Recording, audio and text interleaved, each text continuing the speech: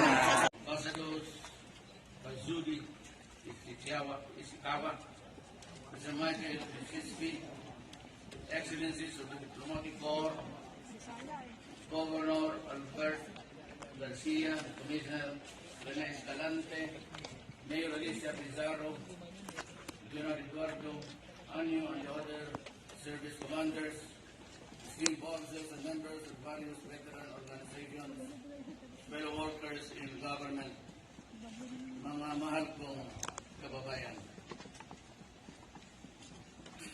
We are drawn together each year on the sacred ground to honor the gallant men and women who paid the ultimate sacrifice for our nation, for our people, and for our vision.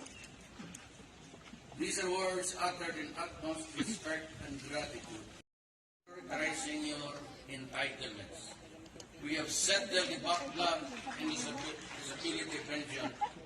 We also made the management of almost 2,000 pension accounts more efficient.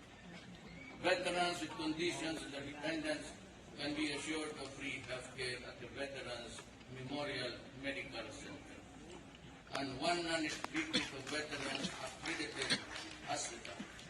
I am instructing them today to further improve their services and accessibility. Yay! As a legacy to the next generation, we have subsidized the education of more than 2,500 for veterans dependents under the Scholar ng Bayan program.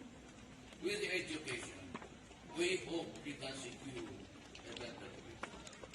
These entitlements do not compare to the sacrifices that you have made, but we want you to know our nation, our people are grateful to you for what you have done, and we will do better.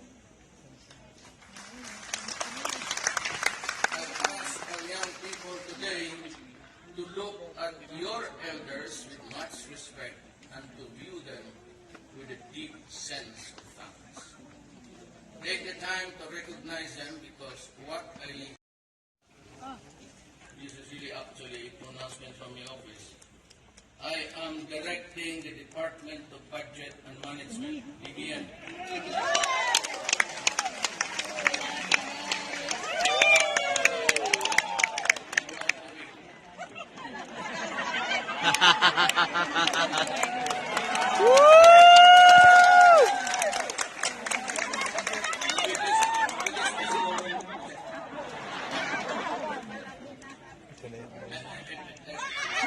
Department of Budget and Management, DBM, and the Department of National Defense to expedite the early release of the AEP's retirees pension redemption for fiscal years 2008, 2013.